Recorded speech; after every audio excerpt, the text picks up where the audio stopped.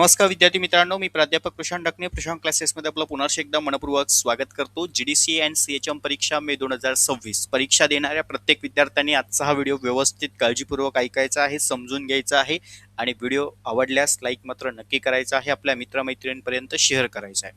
कारण आजच्या व्हिडिओ सेक्शनमध्ये आपण परीक्षा संदर्भातील स्मार्ट वर्क स्टडी अभ्यास कसा करायचा, स्मार्ट वर्कने क्वेश्चन पेपर कशा सॉल्व्ह करायच्या आणि आणखीन एक महत्त्वाचा मुद्दा आपण यामध्ये घेणार आहोत की परीक्षा पास होण्यासाठी आपल्याला पासिंग कॅटेगरी किती आहे, एक्झाम्शन रूल नक्की काय आहे, हे प्रत्येक विद्यार्थ्याने आता परीक्षेला जाता जाता व्यवस्थित समजून घ्यायचं आहे, जेणेकरून तुम्हाला पेपर लिहिताना व्यवस्थित तुम्ही स्मार्ट वर्कने अभ्यास करून त्या ठिकाणी पेपर सॉल्व्ह आउट करू शकतात.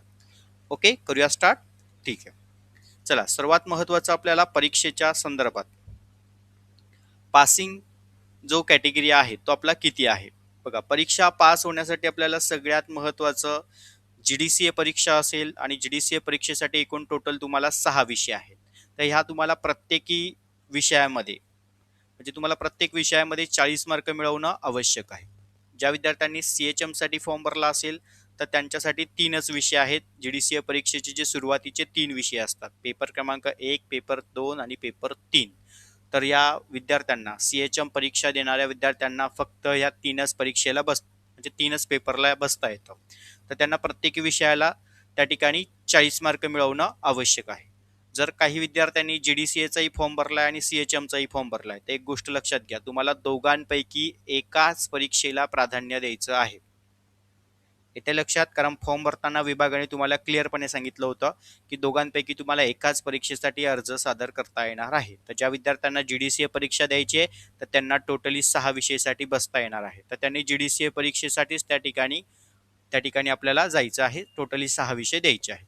ओके, त्यामुळे ज्यांनी आता दोन्ही फॉर्म भरले असतील तर त्यांनी आता डिसिजन घ्यायचं की तुम्हाला कोणती परीक्षा द्यायची आहे. हा पहिला पॉईंट प्रत्येक विद्यार्थ्यांनी लक्षात ठेवा. आता यामध्ये आणखीन एक महत्त्वाचा मुद्दा प्रत्येक विद्यार्थ्यांना सांगू इच्छित आहोत की जरी तुम्हाला इथे पासिंग कॅटेगरी 40 असला तरी प्रत्येक विद्यार्थ्याने आपल्या डोक्यामध्ये एकच टार्गेट फिक्स करायचे की मला प्रत्येक विषयाला 50% मार्क्स मिळवणं आवश्यक आहे. म्हणजे तुमचा स्कोरिंगही त्या ठिकाणी काय होतो, चांगला वाढतो. चला, त्यानंतर पुढचा पॉईंट आपण समजून घेऊया की एक्झाम्शन जो रूल आहे, ज्याला आपण म्हणतो सवलत किंवा सूट मिळवणं, हा कुणासाठी आहे. तर हे रिपीटर विद्यार्थ्यांसाठी आहे. हा पहिला पॉईंट लक्षात घ्या. ज्या विद्यार्थी मागील परीक्षेमध्ये अनुत्तीर्ण झाले असतील परंतु आता त्यांनी 2026ला परीक्षेसाठी फॉर्म भरला आहे, बरोबर. आता एक उदाहरण म्हणून तुम्हाला कन्सेप्ट क्लिअर करून सांगतो म्हणजे तुमच्या लक्षात येणार. बघा, ए हा विद्यार्थी आहे. ए ह्या विद्यार्थ्याने 2025ला परीक्षा दिली होती. त्या परीक्षेमध्ये तो अनुत्तीर्ण झाला. ओके, आता तो अनुत्तीर्ण कसा झाला इकडे लक्ष द्या. पेपर क्रमांक 1 मध्ये त्याला 25च मार्क मिळाले, पेपर क्रमांक 2 मध्ये त्याला 30च मार्क मिळाले, पेपर क्रमांक 3 मध्ये त्याला 51 मार्क मिळाले, पेपर क्रमांक 4 मध्ये याला 56 मार्क मिळाले. ओके,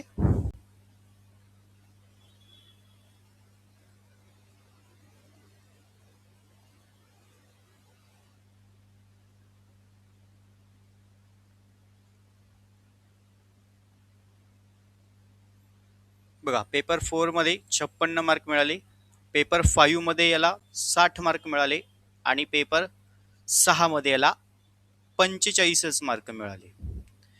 पण आता या विद्यार्थ्याने काय केलं, 2026 साठी परीक्षेसाठी अर्ज सादर केला आहे आणि आता त्याची परीक्षा ही मे महिन्यामध्ये 26 मे महिन्यामध्ये ही परीक्षा होणार आहे. 26, 27, 28 मे 2026ला.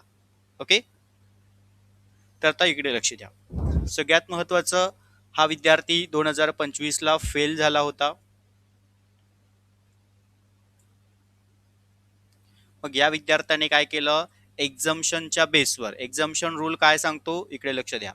जर तुम्ही एखाद्या विषयामध्ये 50 किंवा त्यापेक्षा जास्त गुण मिळवले परंतु इतर विषयात काही कमी गुण मिळाल्या असल्यास किंवा पडल्यामुळे किंवा काही कमी गुण मिळाले असेल किंवा पडले असतील कमी गुण त्यांना, तर तुम्ही अनुत्तीर्ण झालात म्हणजे फेल झाला. आपल्याला पासिंग कॅटेगरी कितीचा आहे रे, 40चा आहे. बरोबर. आता इकडे लक्ष द्या. परंतु त्या विद्यार्थ्यांना जर पुढील परीक्षा द्यायची असेल, म्हणजे आता या विद्यार्थ्याला 2026 साठी त्याने अर्ज सादर केला, तर त्याला ठराविक विषयातून सवलत मिळते. तर ती सवलत मिळण्यासाठी त्याला 50% मार्क्स किंवा त्यापेक्षा जास्त मार्क्स असले पाहिजे संबंधित काही विषयांमध्ये. ओके. चला आता इकडे लक्ष द्या. आता आपण चेक करूया. पेपर 1 मध्ये पासिंग कॅटेगरी आहे आपल्याला 40चा, परंतु आता एक्झम्पशन रूल यूज करतोय का, तर निकाल फेल मध्ये आला आहे. पेपर 1 मध्ये 25च मार्क पडले, म्हणजे हा विषय त्याला फेल झाला आणि या विषयांमुळे तो निकाल त्याचा फेल मध्ये आला. पेपर सेकंड मध्ये 30च मार्क पडले, म्हणजे 40च्या आत आहेत. आता पेपर 3, 4, 5 आणि 6 यामध्ये पाहता आपल्याला एक्झम्पशन घ्यायचं आहे. मग एक्झम्पशन कोणत्या विषयाला बसू शकतं, 50 किंवा त्यापेक्षा जास्त. बघा, पेपर 3 मध्ये एक्झम्पशन बसू शकतं ई म्हणून, पेपर 4 मध्ये एक्झम्पशन बसू शकतं, पेपर 5 मध्ये एक्झम्पशन बसू शकतं, पण पेपर 6 मध्ये नाही बसू शकत, कारण 50च्या रेंजमध्ये मार्क नाहीये. म्हणून या विद्यार्थ्याला हा पेपर पुन्हा 2026ला त्या ठिकाणी द्यावा लागेल. त्यासोबतच हे 2 विषय फेल झालेले आहेत, ते सुद्धा त्यांना त्या ठिकाणी द्यावे लागणार. म्हणजे पेपर 1, पेपर 2 आणि पेपर 6 हे त्यांना 2026ला अपेअरिंग मध्ये आले असतील बघा त्यांच्या फॉर्म मध्ये. ओके. आणि जे विद्यार्थ्यांनी एक्झम्पशन घेतले असेल त्यांच्या हॉल तिकीटला एक्झम्पशन कॉलमला एक्झम्पशन दिसेल, म्हणजे हे विषय तुम्हाला परत देण्याची आवश्यकता नाहीये. हा पहिला पॉईंट प्रत्येक विद्यार्थ्याने, जे रिपीटर विद्यार्थी आहेत त्यांनी लक्षात ठेवणं आवश्यक आहे. मग सर आता आमच्या ह्या रिपीटर विद्यार्थ्यांसाठी पासिंग कॅटेगरी किती असणार आहे, तर पासिंग कॅटेगरी तुम्हाला सेम आहे, 40%च मिळाले पाहिजे. कारण तुम्ही इथे 2 विषयामुळे फेल झालात म्हणून तुम्ही एक्झम्पशन रूल ऍप्लिकेबल केला 50%चा, म्हणून तो रूल तुम्हाला तिथे अप्लाय झाला एक्झम्पशनचा.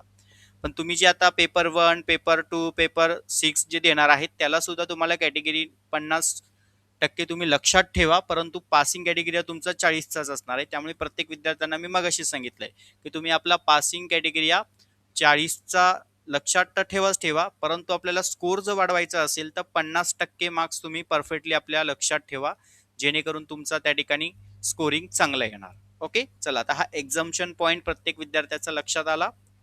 ठीक आहे. जे आता नवीन फ्रेशर विद्यार्थी आहेत, तुम्ही या मेथडमध्ये अडकू नका 2026च्या पेपर दिल्यावर. त्यामुळे तुम्ही एकच लक्षात ठेवायचं आहे की तुम्हाला प्रत्येक विषयाला चांगले मार्क मिळणं आवश्यक आहे, म्हणजे 50च्या रेंजला मार्क मिळा, म्हणजे तुम्ही फर्स्ट ॲडम मध्ये सगळे विषय क्वालिफाईड होणार. ओके. पासिंग तर काय पास कोणही होतंय हो, पण आपल्याला चांगले मार्क मिळवणं आवश्यक आहे की नाही. चला इकडे लक्ष द्या. आता पुढचा पॉईंट आपण व्यवस्थित समजून घेऊया. आता प्रत्येक विद्यार्थ्याला पासिंग कॅटेगरी कळाला 40 आहे, परंतु प्रत्येक विद्यार्थ्याने आपल्या डोक्यामध्ये एक फिट करायचं आहे की मला 50 मार्क मिळालेच पाहिजे प्रत्येक विषयामध्ये. ओके. पासिंग तर 40च आहे, टेन्शन घेऊ नका त्याचं. ओके. चला आता पेपर क्रमांक 1 जो आहे तुमचा 100 गुणांचा पेपर असतो, त्याच्यामध्ये वेळ तुमची असते 3 तासाची. ओके. पेपरचा तुमचा टायमिंग आहे सकाळी 10 ते 1 वाजेपर्यंत, त्यामुळे परीक्षा केंद्रावर लवकर पोहोचा. 10 ते 1 पेपरचा टायमिंग असतो तुमचा. आता हा पेपर सोडवत असताना 100 मार्कांचा पेपर तुमचा असणार आहे. पूर्ण क्वेश्चन तुम्हाला ऑल कंपल्सरी असतात, हा पहिला पॉईंट लक्षात घ्या. आता मी सांगितल्या पद्धतीने पासिंग कॅटेगरी आता तुम्हाला 40 आहेतच. मग सर स्मार्ट वर्कने क्वेश्चन पेपर कशी पहिली सोडवायची, तर इकडे लक्ष द्या. संक्षिप्त स्वरूप असतील, रिकाम्या जागा असतील, जोड्या लावा असेल. बरोबर. आता बऱ्याच वेळा पेपर पॅटर्न यांचा चेंज होत असतो. एक गोष्ट लक्षात ठेवा, कधी कधी तुम्हाला रिकाम्या जागा जोड्या लावा येतील, तर कधी कधी तुम्हाला फुल फॉर्म विचारले जातील किंवा जोड्या लावा विचारले जातील. आणि काही क्वेश्चन पेपरचा जर स्टडी केलं तर तुमच्या लक्षात येईल की तुम्हाला 3ही विचारले आहेत. 10-10 मार्कांपर्यंत तुम्हाला हे विचारले जातात सेक्शन. कधी 10चं वेटेज असतं, कधी 15चं वेटेज असतं. 2 आले तर 15-15, 30चा असं वेटेज येणार. 3 आले तर 10-10चं वेटेज येणार, आणि 2च आले तर कधी कधी तुम्हाला 10-10 या 2च्या बेसने सुद्धा पेपरला प्रश्न हे विचारले जातात. तर मेन आपलं टार्गेट आता एकच लक्षात ठेवायचं आहे की जर या ठिकाणी समजा फुल फॉर्म आले तुम्हाला 10 मार्कांसाठी, रिकामी जागा आली तुम्हाला 10 मार्कांसाठी, जोड्या लावा आली तुम्हाला 10 मार्कांसाठी, किंवा यापैकी काही जर समजा 20च मार्काला हे 2च आले, बरोबर, तर तुम्ही काय लक्षात ठेवायचं आहे की जो फर्स्ट क्वेश्चन आपला जो आहे तो फर्स्ट क्वेश्चन साधारण तुमचा 20 ते 30 मार्कांच्या रेंजमध्ये येत असतो, पण मे बी आपण आता या ठिकाणी डिसाईड करूया 20च मार्कांपर्यंत तुम्हाला आलेलं आहे. बरोबर. मग आता समजा हे दोनच आले, फुल फॉर्म आले आणि रिकाम्या जागा आल्या. बरोबर. आता ह्या 20 पैकी तुम्हाला या ठिकाणी 20 पैकी 20 मार्क मिळालेच पाहिजे, कारण हे काय फार अवघड नाहीये. हे आपण व्यवस्थित त्या ठिकाणी तुम्हाला दिलेले आपण वन लाइनर मध्ये ते एकदा व्यवस्थित वाचा. त्याच्यानंतर सगळ्यात महत्वाचा टिपा लिहा. आता हा टिपा लिहाचा क्वेश्चन तुमचा असतो 20 मार्काचा. इकडे नीट लक्ष द्या. ओके. हा 20 मार्काचा क्वेश्चन तुमचा असतो. या 20 मार्काच्या क्वेश्चन मध्ये तुम्हाला कोणतेही 4 प्रश्न सोडवायचे आहेत. किती? कोणतेही 4 प्रश्न तुम्हाला या ठिकाणी सॉल्व आउट करायचे आहेत, सोडवायचे आहेत. आता सगळ्यात महत्वाचं, यामध्ये तुम्हाला 6 प्रश्न देतील, त्यापैकी कोणतेही 4 सोडवा. आता हे 4 प्रश्न सोडवत असताना सगळ्यात महत्वाचं प्रश्न विचारला आहे टिपा लिहा. तर अगदी जे महत्वाचे प्रश्न विचारले थोडक्यात विचारले, थोडक्यातच त्यामध्ये व्यवस्थित प्रेझेंट करायचे, महत्वाचेच मुद्दे त्यामध्ये टाकायचे. ओके. आता समजा या ठिकाणी तुम्हाला 20 पैकी 20 पडले असं आपण गृहीत धरूया, किंवा एखादा विद्यार्थी असेल त्याला 20 पैकी या ठिकाणी आपण 18 मार्क पडले, प्लस तुम्ही जे टिपा लिहा लिहिणार आहात त्या टिपा लिहांमध्ये समजा तर तुम्हाला एक प्रश्न किती मार्काला येणार, म्हणजे 5 मार्काला येणार. बरोबर. म्हणजे 5 गुणिले 4 जर आपण केलं तर 20 मार्क येतात. समजा आता ह्या 5 पैकी समजा तुम्हाला आता या ठिकाणी 4 मार्क पडले, पुन्हा 5 पैकी एखादा विद्यार्थी असेल त्याला 4 मार्क पडले, पुन्हा एखाद्याला त्या ठिकाणी 5 पैकी 3 आणि 5 पैकी 3. बघा आता जर आपण यांचं शेड्यूल केलं,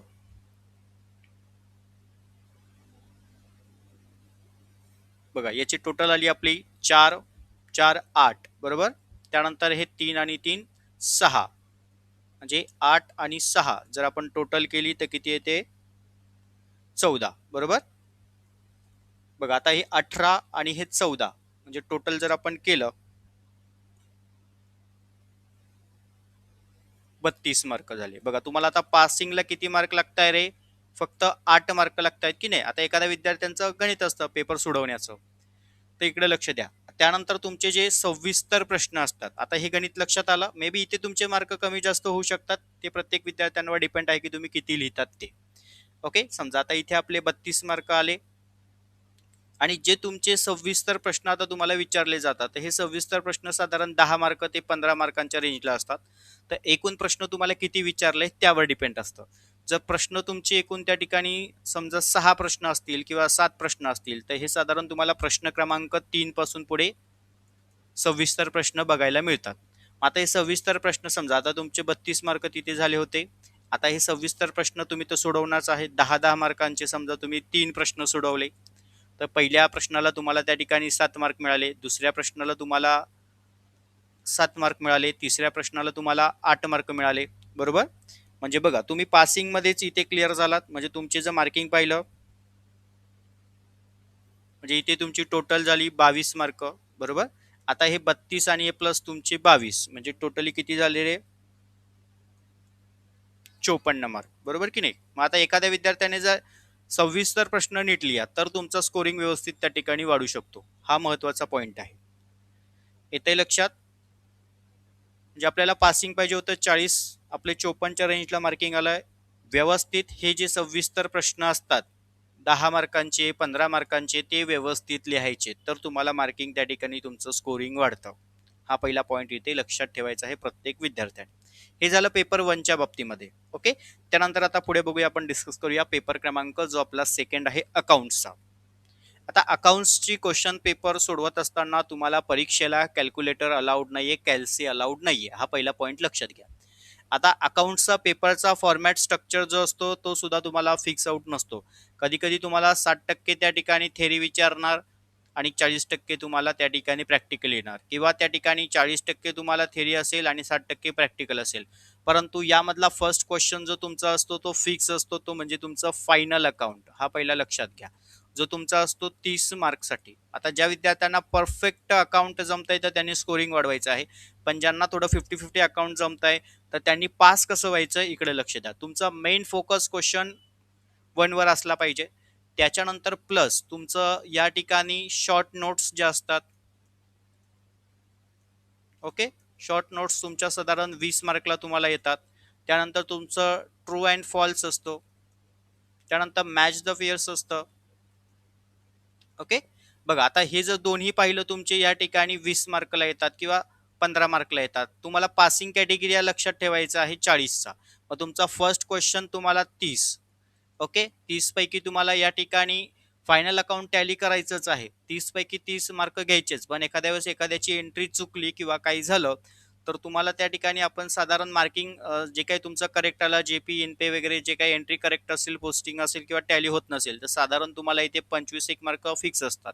ती व्यवस्थित तुम्ही लिहिलं असेल तर. ओके, समजा आपण या ठिकाणी 25 पकडले. त्याच्यानंतर शॉर्ट नोट्स मध्ये तुम्हाला व्यवस्थित करेक्टली लिहिलं असेल तर त्याचे 15 मार्क. बघा पहिले 25 15, त्याच्यानंतर true and false, filling the blanks, match the following जे काही क्वेश्चन्स येतील ते तुम्हाला परफेक्टली सोडवायचेच आहे, कारण त्याच्यामध्ये मार्क आपल्याला घालवायचे नाहीत, कारण ते करेक्टली आपल्या हातचे मार्क असतात. त्यामुळे 25 प्लस तुमचे हे 15 बरोबर. त्याच्यानंतर ह्या 15 पैकी तुमचे हे 15 मार्क मिळवणं आवश्यक आहे. म्हणजे टोटली तुमचे झाले किती 55 मार्क.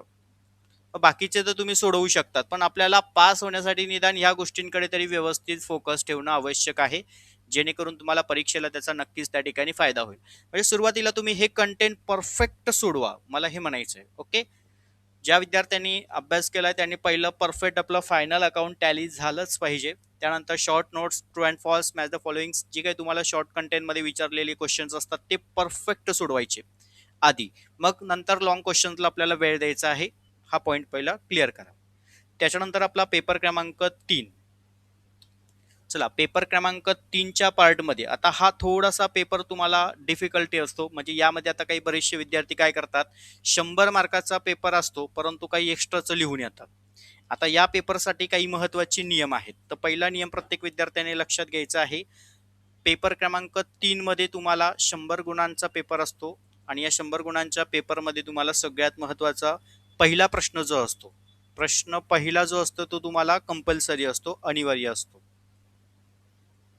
ओके, तर हा पहिला प्रश्न तुमचा साधारण 20 मार्कचा असतो आणि काय एवढा फार अवघड नाहीये. हा पहिला पॉईंट लक्षात घ्या. आता यामध्ये तुम्हाला एक तर चुकी बरोबर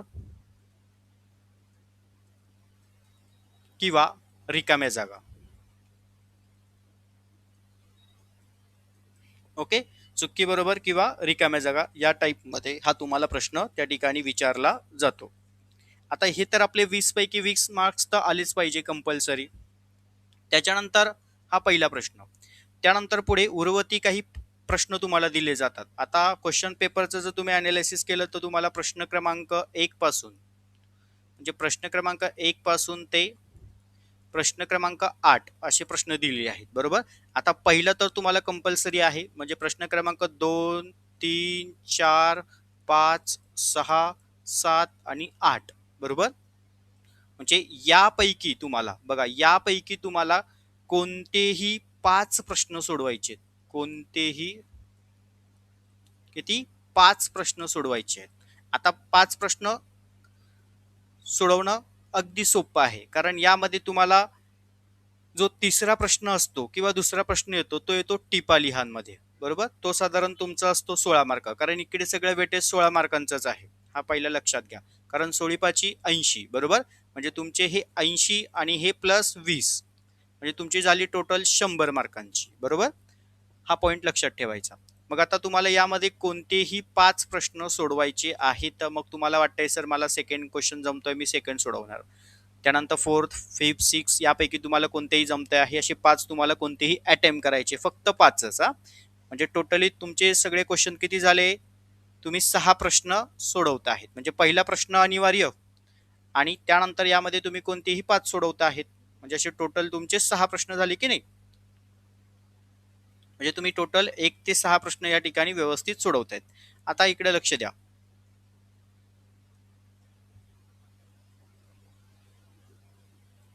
जे 16 मार्काचे प्रश्न असतात, या 16 मार्कांच्या प्रश्नांमध्ये तुम्हाला व्यवस्थित स्कोरिंग करायचं आहे, कारण यामध्ये सगळ्यात महत्त्वाचं मुद्दे आणि तुमचे स्पष्टीकरण व्यवस्थित त्या ठिकाणी लिहायचे. ओके, त्याच्यानंतर यामध्ये तुम्हाला टिपा बरोबर फरक स्पष्ट करा. आता या संदर्भातले मी तुम्हाला अगदी बेसिक नोट्स दिलेली आहे, ती व्यवस्थित वाचा. टिपा आणि फरक. ओके, म्हणजे हे दोन जर तुमचे पाहिले तर 32 मार्क तुमचे इथे झाले आणि पहिले तुमचे चुकी बरोबर येऊ द्या किंवा रिकामी जागा येऊ द्या, त्याचे 20 मार्क इथे तुमचे क्लिअर झाले. म्हणजे जर तुम्ही पासिंग कॅटेगरी पाहिला तर तुमचे इथे 52 मार्क तुम्ही या 2-3 प्रश्नांमध्ये पास होतात. खूप सोपं आहे, काही अवघड नाहीये. फक्त व्यवस्थित मेन फोकस स्मार्ट वर्कनी लक्षात दिलं तर नक्कीच तुमचे पेपर त्या ठिकाणी तुम्ही 100% त्या ठिकाणी क्वालिफाईड होणार. त्यानंतर पेपर नंबर 4 हा खूप महत्वाचा पेपर असतो. आता या पेपरचा paper pattern most of the fix नसतो. आता मध्यंतरी काही 2-3 वर्षांमध्ये तुम्हाला फिल इन द ब्लँक्स म्हणजे खालील 4 पर्याय दिले होते, त्यामधला एक पर्याय निवडून तुम्ही त्याचं उत्तर लिहायचं होतं. ते सोपं केलं होतं तुम्हाला विभागाने, परंतु बरेचसे विद्यार्थी पुन्हा या पेपर 4ला फेल झाले. कारण फेल होण्याचं कारण काय असतं? कारण इथे थेरी कंटेंट तुम्हाला जास्त लिहायचं असतं, कारण आम्ही ते व्यवस्थित लिहित नाही, बरोबर की नाही? कारण आम्हाला लिखाणाचा सराव नसतो. आम्ही वारंवार सांगून विद्यार्थी ऐकत नाही, कारण विद्यार्थी खूप हुशार असतात, ते त्यांच्या पातळीवर अभ्यास करतात. कारण ह्या पेपर खूप इम्पॉर्टन्स आहे, एक गोष्ट लक्षात ठेवा. या पेपरला थेरी कंटेंट मुद्दे लिखाण स्वरूप जास्त असतं, त्यामुळे व्यवस्थित यामध्ये उत्तरं लिहिणंही गरजेचे आहेत. तर बघा, पेपर 4 मध्ये पॅटर्न फिक्स जरी नसला तरी जे तुमचे सविस्तर प्रश्न विचारले जाणार आहे, म्हणजे जे मोठे सविस्तर प्रश्न असतात, तर ते प्रश्न तुम्हाला या ठिकाणी लिहायचे असतात. आता यामध्ये सुद्धा तुम्हाला प्रश्न क्रमांक 1 पासून ते प्रश्न क्रमांक 9 पर्यंत असे प्रश्न दिले जातात आणि यापैकी तुम्हाला कोणतेही 5 प्रश्न सोडवायचे आहेत. इकडे लक्ष द्या रे, कोणतेही 5 प्रश्न तुम्हाला सोडवायचे आणि यामध्ये प्रत्येकी प्रश्न जो तुमचा असतो तो प्रत्येकी प्रश्न 20 मार्कांचा असतो. हा पॉइंट लक्षात घ्या. जर तुम्ही 20 गुणिले 5 केलं तर तुमचे 100 मार्क या ठिकाणी होतात. आता ह्या 20 मध्ये कदाचित तुम्हाला विभाग समजा पहिल्या प्रश्नामध्ये तुम्हाला समजा त्या ठिकाणी आले काही पर्यायामध्ये उत्तरं लिहा किंवा एका वाक्यात लिहा किंवा रिकामी जागा लिहा, तेवढं घाबरून जायचं कारण नाही. ते तुमचे 20 मार्क अगदी हातचे असतात. परंतु 20 नंतर पुढचे जे प्रश्न क्रमांक तुमचे 2 असणार आहे, 2 ते 9 पर्यंत, बरोबर? त्यामध्ये तुम्हाला आता काय करायचं आहे, कोणतेही 4च सोडवायचे आहेत की नाही, कारण इथे पहिला प्रश्न तर तुम्ही सोडवणार आहातच. येते लक्षात? इथे आता असं काही त्यांनी म्हटलेलं नाही बऱ्याचशा क्वेश्चन पेपरमध्ये की हा प्रश्न अनिवार्य आहे, तो प्रश्न अनिवार्य आहे, तसं नाही. यामध्ये तुम्हाला 1 ते 9 क्वेश्चन्स देणार, त्यापैकी तुम्हाला कोणतेही 5 क्वेश्चन अटेम्प्ट करायचे आहेत. हा पॉईंट लक्षात ठेवा. ओके, त्याच्यानंतर तुम्हाला समजा वाटलं की बाबा सोपं कोणतं आहे एखादा प्रश्न, तर तो व्यवस्थित लिहा, जेणेकरून तुम्हाला तिथे स्कोरिंग करता येणार आहे. तर तुम्हाला असे कोणतेही 5 क्वेश्चन यामध्ये अटेम्प्ट करायचे असतात पेपर 4 मध्ये, कारण इथे मुद्दे कंटेंट पॉईंट्स खूप इम्पॉर्टन्स असतात, लिहिणं गरजेचं असतं. त्यामुळे ह्या पेपरकडे व्यवस्थित त्या ठिकाणी प्रत्येक विद्यार्थ्याने लक्ष देणं आवश्यक आहे. चला, इथपर्यंत आता पॉईंट क्लिअर? ठीक आहे. पुढचा प्रश्नपत्रिका आहे आपली पेपर क्रमांक 5, सहकाराचा कायदा आणि इतर कायदे. आता या सहकाराच्या कायदा आणि इतर कायद्यांमध्ये आपल्याला 2 विभाग दिलेले असतात. नीट लक्ष द्या इकडे. 2 विभाग असतात. यामध्ये विभाग क्रमांक 1 आणि विभाग क्रमांक 2. ओके, तर विभाग क्रमांक 1 मध्ये तुम्हाला रिकामी जागा, जोड्या लावा आणि चुकी बरोबर असे टोटली तुम्हाला या ठिकाणी 6 मार्कला हे विचारले जातात. त्याच्यानंतर पुढचा पॉइंट जो तुमचा असतो तो म्हणजे पेपर 5 विभाग 1 मध्ये प्रश्न क्रमांक 2 मध्ये पण तुम्हाला अ आणि ब. ओके, अ असतो 7 मार्कला, ब असतो 7 मार्कला. मग असे तुमचे दोन्ही मिळून प्रश्न क्रमांक जो 2 आहे तो होतो 14 मार्काचा, बरोबर? हा पॉइंट लक्षात घ्या. सेम तसंच तुम्हाला प्रश्न क्रमांक 3, प्रश्न क्रमांक 4 आणि प्रश्न क्रमांक 5 या पद्धतीने असणार. अब मध्ये 14 मार्कला. आता इथे अट काय असते ती अटही व्यवस्थित समजून घ्या रे. इथे आता अट काय असते, जो तुम्ही प्रश्न क्रमांक 2 सोडवणार अ आणि ब, बरोबर, जो असणार तुमचा 14 मार्कला. त्यानंतर 3, 4, 5, ओके, 5 पर्यंत असतात. तर यापैकी तुम्हाला कोणतेही 3 सोडवायचे आहेत. म्हणजे हे 14, हे 14 आणि हे 14. ओके. समजा आता 2 पासून तर 5 पर्यंत तुम्हाला कोणतेही 3 सोडवायचे, 3 प्रश्न. मग ते अ ब ची सिरियल तुम्हाला व्यवस्थित सोडवायची आता. जर तुम्ही टोटल या ठिकाणी केलं तर टोटल तुमचे किती येत आहेत? 14. बरोबर. बघा 14 गुणिले तुम्ही 3 जर केलं तर तुमचे 42 मार्क या ठिकाणी होत आहे. म्हणजे तुम्ही पार्ट 1 मध्येच क्वालिफाईड होणं आवश्यक आहे. त्याच्यानंतर तुमचे ते 6 चे 3 मार्क म्हणजे 3 सेक्शन टिपा लिहा, सॉरी जोड्या लावा, रिकाम्या जागा आणि चुक्की बरोबर. बरोबर. ही तुमची 18 मार्क. म्हणजे तुम्ही 18 प्लस 42 जर केले तर 60 मार्क तुमचा विभाग 1 शी कनेक्टेड आहे. म्हणजे तुम्ही विभाग 1 मध्येच क्वालिफाईड झाले पाहिजे. आणि विभाग जो तुमचा 2 आहे तो असतो त्यामध्ये टिपा लिहा. बरोबर. आणि थोडक्यात उत्तरे लिहा. आता हा प्रश्न तुम्हाला 40 मार्कला येतो. म्हणजे एकच गणित लक्षात ठेवायचं आहे की आपल्याला 60 पैकी या ठिकाणी 40 पडलेच पाहिजे आणि इकडे 20-20चं तुमचं हे शेड्यूल असणार आहे. तर यामध्ये आम्हाला 20 आणि 20 पैकी 30 मार्क तुमचे इथे हमखास पडले पाहिजे. ओके. मे बी जे विद्यार्थी आता अभ्यास करतील तर त्या पद्धतीने त्यांना हे मार्क मिळणं आवश्यक आहे. चला इथपर्यंत पॉईंट क्लिअर. चलो आता आपण पुढे जाऊया. पेपर क्रमांक 6. पेपर क्रमांक 6 मध्ये सगळ्यात महत्त्वाचं तुम्हाला या ठिकाणी रिकामी जागा किंवा त्या ठिकाणी फुल फॉर्म सेक्शन आणि शॉर्ट नोट्स या पॅटर्नमध्ये तुम्हाला पेपर 6 हा विचारला जातो. पेपर 6 मध्ये अभ्यास करत असताना सर्व प्रश्न या ठिकाणी तुम्हाला सोडवणं अनिवार्य आहे. सो त्यामुळे हाही 100 गुणांचा पेपर तुमचा असणार आहे, ज्यामध्ये रिकामी जागा असेल, फुल फॉर्म असतील, त्यानंतर एका वाक्यात असतील. कदाचित तुम्हाला यामध्ये आता जोड्या लावा पण विचारले जाऊ शकतात. त्यामुळे जे मी कलम कायदे तुम्हाला दिलेले आहेत ते एकदा व्यवस्थित करून ठेवा. ओके.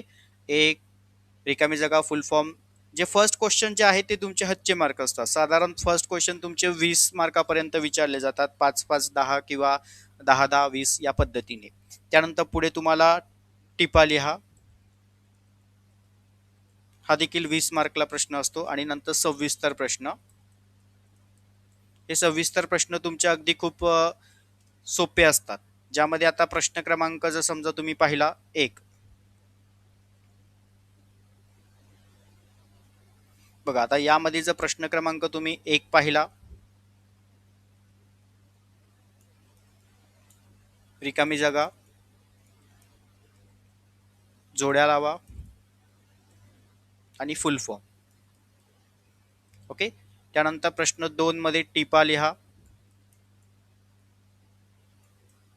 आणि प्रश्न 3 मध्ये सगळ्यात महत्त्वाचं तुम्हाला 150 शब्दांमध्ये. बरोबर. या 150 शब्दांमध्ये तुम्हाला कोणतेही 3 सोडवायचे, म्हणजे एनी 3 क्वेश्चन अटेम्प्ट करायचे आहेत. तर ते 3 क्वेश्चन पाहायला गेलं तर आपले 10 मार्काचे असतात. असे तुम्हाला या ठिकाणी 30 मार्काला हा प्रश्न विचारला जातो, प्रश्न क्रमांक 3. आणि प्रश्न क्रमांक 4 जो असतो तो तुमचा या ठिकाणी 500 शब्दांमध्ये लिहा. तर यामध्ये तुम्हाला कोणतेही 2 क्वेश्चन अटेम्प्ट करायचे आहेत. तर हे 2 क्वेश्चन तुमचे 15-15 मध्ये डिवाइड केलेले असतात. त्यामुळे इथे तुमचा हा 30 मार्क क्लिअर होतो. ओके. तर प्रत्येक विद्यार्थ्याने पेपर सोडवताना जे अगदी सोपे, महत्त्वाचे, स्कोरिंग करण्यायोग्य प्रश्न असणार आहे ते सुरुवातीला अगदी करेक्टमध्ये लिहा आणि मग नंतर सविस्तर प्रश्नांकडे वेळ द्या, जेणेकरून तुमचा स्कोरिंग वाढवण्यासाठी नक्कीच त्या ठिकाणी मदत होईल. आजचा व्हिडिओ मनापासून आवडल्यास लाईक मात्र नक्की करा आणि आपल्या मित्रमैत्रिणींपर्यंत हा व्हिडिओ शेअर करा. सर्व विद्यार्थ्यांना परीक्षेच्या दृष्टीने ऑल द बेस्ट. धन्यवाद.